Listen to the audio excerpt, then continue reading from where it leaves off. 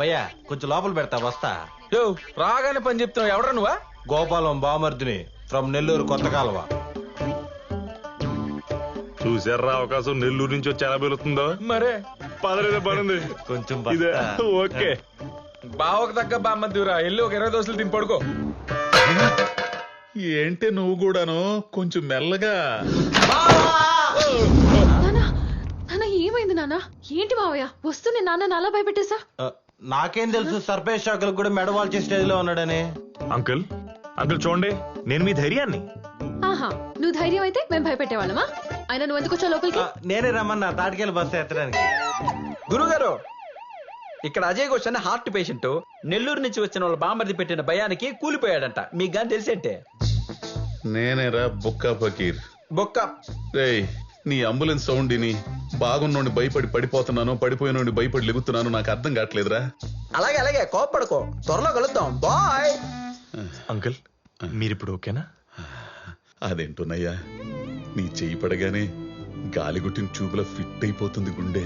అది మీ గుండె కాదు అంకుల్, ఏ గుండెనా అంతే. నా చేసి స్పర్శ లాంటిది, బాగా పాజిటివ్. ఈ చేత్తో ఎవరైనా హీల్ చేశాను అనుకోండి, టక్కన లేచి కూర్చుంటారు. ఇది తొందరగా యాక్సెప్ట్ చేసి చేయందుకుంటే అందరం హ్యాపీగానే ఉంటాం. ఇలాంటి కబుర్లు పేషెంట్స్ కి చెప్తే నమ్ముతారు, మాలాంటి వాళ్ళకి చెప్తే కుమ్ముతారు. ఒరే ఒరే బేతపుడి తాడి, ఇప్పుడే గదరా భయపెట్టావు. అంటే ఎంత డోస్ వరకు తట్టుకుంటావని ట్రైల్ వేసా. ట్రైల్ వేయడానికి నేను గ్రౌండ్ లో ఆడే క్రికెటర్ని కాదురా, గ్యాలరీలో కూర్చున్న హార్ట్ పేషెంట్ ని. కొంచెం ఆచితూచి పనికి మాలోడని. అంకుల్ ఇలాంటి నెల్లూరు నుంచి వచ్చే భయాలు తట్టుకునేలా, ఏ సిక్నెస్ లేకుండా ఉండేలా మిమ్మల్ని సూపర్ ఫిట్ గా నేను తయారు చేస్తాను. అంకుల్ మీరు రేపు పొద్దున మీ కాలనీ ఫ్రెండ్స్ అందరిని తీసుకొని పార్క్ కూర్చోండి, చెప్తా. పార్క్ గా ఎందుకు? మీరు రండి అంకుల్.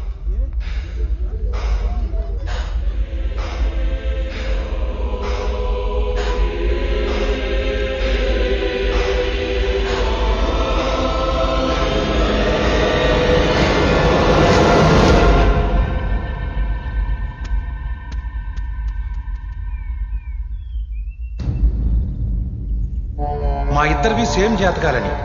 నా జీవితంలో నెల రోజులు ముందు జరిగింది, తన జీవితంలో నెల రోజుల తర్వాత జరుగుతుంది.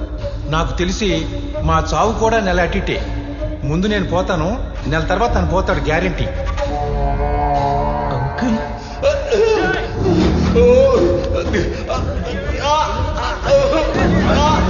మళ్ళీ మొదటి కలిసారా బాబోయ్. బావా బావా బాడీని బండెక్కిచ్చేస్తున్నారంట. ఆఖరి చూపు చూస్తానంటే చెప్పు, శవాన్ని కిటికీ దగ్గర తెప్పిస్తా. నానా నాన్న తలుపు తీయండి, టాబ్లెట్ వేసుకోండి ముందు. ఏమండి,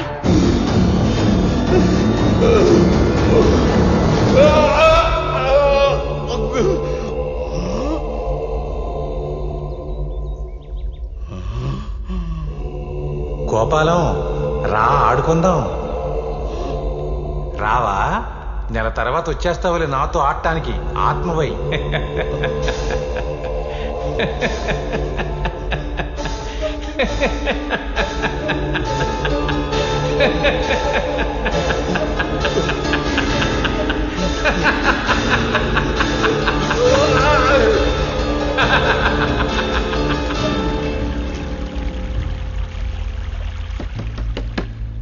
బావా బావా బాడీని బండెక్కిచ్చేస్తున్నారంట. ఆఖరి చూపు చూస్తానంటే చెప్పు, శవాన్ని కిటికీ దగ్గర తెప్పిస్తా. నానా నాన్న తలుపు తీయండి, టాబ్లెట్ వేసుకోండి ముందు.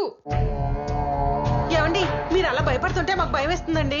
పోనీ మనం ఈ ఊర్లో ఉండకుండా మన ఊరికి వెళ్ళిపోదాం. బయటికి రండి. ఏమైందా నా కొడుక్కి? ఏంటండి ఇది?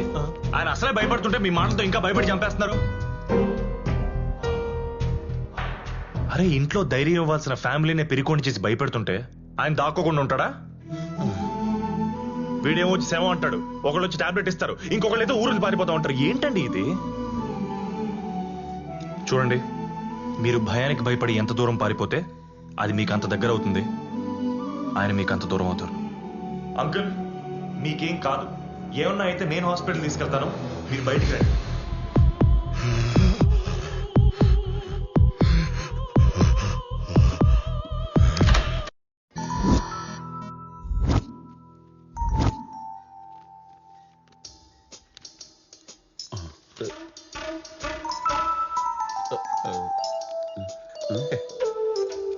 డాక్టర్ నేను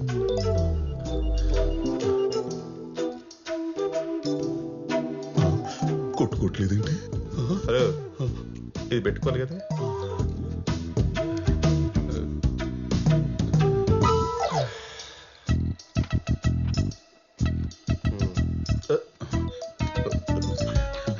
యావయ్యో యావయ్యో, బీపీదయ్యా, ఎక్కడ పడితే అక్కడ కట్టుకునేది కాదు.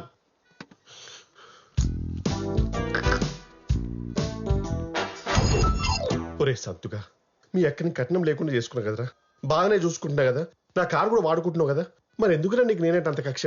ఈ కొత్త టర్కీ కొని తెచ్చావేంట్రా? బావ నువ్వేం భయపడకు, ఆయనకు అసలు ఏ రోగం లేదని నువ్వు చెప్తే చాలు. నేను చెప్పడమేంట్రా, ఆల్రెడీ రిపోర్ట్స్ ఉన్నాయి కదా. ఉన్నా నమ్మాలి కదా, మాలాంటి మామూలు మనుషులు చెప్తే నమ్మే క్యాండిడేట్ కాదు అక్కడ. డాక్టర్ తో చెప్పించుకుని 10 లక్షలు పోగొట్టుకుంటే తప్ప ఎక్కదా బుర్రకి. అంతే కదా, ఈ పగ ప్రతీకారం కమర్షియల్ సినిమా కథలేం లేవు కదా. నీ స్టెథోస్కోప్ మీద ఒట్టు. Super sir, absolutely perfect reports. నా ప్రాక్టీస్ లో ఇంత ఫ్లాలెస్ రిపోర్ట్స్ నేను చూడలేదు. Your absolutely fine. ఒక మనిషికి చేయాల్సినవి, చేయకూడనివి, చేయలేని స్కానింగ్ కూడా చేయించాం. మీరు హ్యాపీగా ఇంటికి వెళ్ళిపోవచ్చు. జస్ట్ ఎగిరిపోండి అంతే. బాగా ఐస్ క్రీమ్ తింటే జలుబు, కొబ్బరి తింటే దగ్గు తప్ప మీకు ఎలాంటి డిసీజ్ దరిదాపులో రాదు రాదు రాదు రాదు. పోనీ ఆ జలుబు దగ్గు పెరిగి పెద్దదైపోయి ఊపిరాడకుండా చచ్చిపోతానా? ఏమండి, నేను జలుబు గురించి మాట్లాడుతుంటే మీరు చావు గురించి మాట్లాడుతున్నారు. ఇక చిన్న చిన్న జలుబులకే మనుషులు పోతే ఇక మేమెందుకు, కార్పొరేట్ హాస్పిటల్స్ ఎందుకు, ఏసీ రిమోట్ ఎందుకు? అంకుల్, బావ జస్ట్ ఎగ్జాంపుల్స్ ఇస్తాడు అంతే. మీకు ఇలాంటి చిన్న చిన్న జబ్బులు కూడా రావని, మీరు పర్ఫెక్ట్లీ ఆల్ రైట్ అని. మరి అన్ని పర్ఫెక్ట్ గా ఉంటే కోటేశ్వరరావు పోయాడు. ఆయన హెల్త్ హిస్టరీ మనకి తెలియదు కదా అంకుల్. అలాగే నా ఆరోగ్యం గురించి మీ బావకు తెలియదు కదా, నేను అలాగే పోవచ్చు కదా. పోవచ్చు, పోసుకొని రావచ్చు. ఏమండి, అలాంటివి తెలియలే కదండి ఇలాంటి రిపోర్ట్స్ తీసింది. మరి ఇలాంటి రిపోర్ట్స్ నేను కూడా ఇంతకుముందు తీయించుకున్నాను. మరి నా గుండెలో నొప్పి ఎందుకు వచ్చింది, స్టెంట్ ఎందుకు పడింది? ఏమండి, ఇలాంటి ఎక్స్ట్రా ప్రశ్నలు ఇస్తేనే నాకు పేషెంట్ల మీద రెస్పెక్ట్ పోయేది. కొన్ని కోట్లు ఖర్చు పెట్టి కొనే ఎక్విప్మెంట్ సార్ అది. వాటితో చెక్ చేసి నీ బాడీలో ఉన్న అణువు స్కాన్ అయిపోయి అందులో ఉన్న వైరస్ తీసేసి దాన్ని క్లియర్ చేసే డాక్టర్స్ మేము. We are doctors. మరి మీ దగ్గరకు వచ్చిన తమిళనాడు సీఎం జయలలిత ఎందుకు చచ్చిపోయినట్టు? ఇంత పెద్ద పెద్ద కార్పొరేట్ హాస్పిటల్స్ పెట్టుకుని మరి ఆవిడ ప్రాణాన్ని కాపాడలేకపోయారే?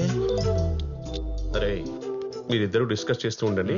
ఇలా దుబాయ్కి వెళ్ళి షాపింగ్ కూర్చో. మరి ఇంకేంటండి, కొన్ని ప్రశ్నలకు ఆన్సర్స్ ఉండవండి. అవి గూగుల్లో వెతికినా దొరకవు, అవి చెప్పిన మీకు అర్థం కావు. అలాగే నా ఆరోగ్యం గురించి మీకు అర్థం కాలేదేమో. నేను కూడా కోటేశ్వరరావు లాగా పోతాననుకోవచ్చు కదా. మత్తలు కోటిగాడే రా, వాడిపోతే వీడెందుకు పోతాడు? Sorry sir. ఇప్పుడు బహుశా ఆయన ఈ స్కానింగ్ చేయించుకుని ఉండకపోవచ్చు. బడ్జెట్ ప్రాబ్లం ఏమో. లేదు, నేను ఇక్కడికి వచ్చి అన్ని చేయించుకున్నట్టే ఆడు కూడా చేయించుకుని ఉంటాడు. కరెక్ట్ గా చెప్పావు గోపాలం. ఇలాంటి 100 టెస్టులు చేయించాను. మరి ఎందుకు పోయాను? ఈ డాక్టర్ల మాటలు అసలు నమ్మొద్దు. అరగంట ముందు బాగుందంటారు, గంట తర్వాత అన్ని ఆగిపోయి పోయాడంటారు. నాలాగే నువ్వు పోతావు. మార్చి 1 నాదైతే ఏప్రిల్ 1 విడుదల నీది. ఏంటి మీలో మీరే ఎక్కడున్నారు? లేదమ్మా, కోటేశ్వరరావు వచ్చాడు. ఏప్రిల్ 1 విడుదలంట. ఆ రోజు నేను చచ్చిపోతానంట.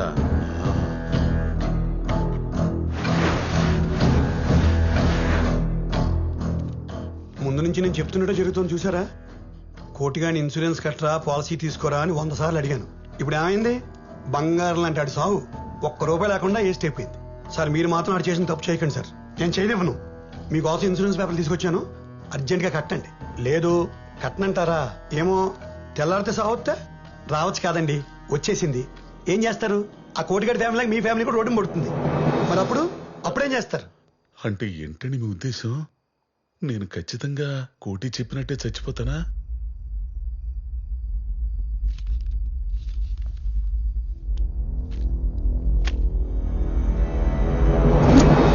మీ అమ్మాయి వైఫ్ లేరా ఏంటి? వాళ్ళంతా దొడ్లో ఉన్నారండి. మీరు చచ్చిపోతారైతే అరవకు. గుండు నుంచి గుండె దాకా అన్ని మ్యాచ్ అయినప్పుడు మరణం మ్యాచ్ అవుతా అవుతుంది గోపాలం. కానీ నేను ఫోర్స్ చేశాను చెప్పకే.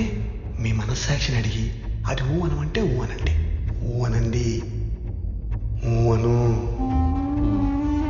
సపోజ్ మార్నింగ్ మన ఇద్దరం వాకింగ్కి వెళ్ళాం. నడుస్తూ నడుస్తూ మీరు పడిపోతారు. పడిపోతారా? పిట్టరాలినట్టు రాలిపోతారా?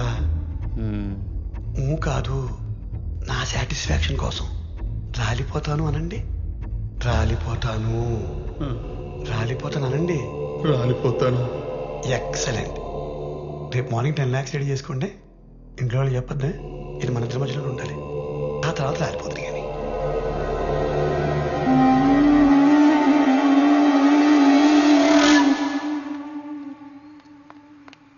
సంతు సంతు మళ్ళీ ఏమైందో? సంతు సంతు మా నాన్న కనపడటం లేదు.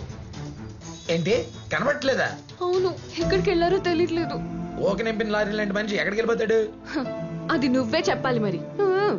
అదేంటి నాకు మీ ఇంటి దగ్గర ఉండే కదా మూర్తి గారు ఫోన్ చేసింది, అది దగ్గరికి వెళ్ళాడేమో. లేదు, ఆయనతో కూర్చున్నాకే కనపడటం లేదు. మేము లేకుండా చూసి నాన్నని భయపెట్టి ఉండొచ్చేమో అని అంటుంది మా అమ్మ. ఇంతకీ ఎవరి దగ్గరికి వెళ్ళి ఉంటాడని నీ గెస్సు?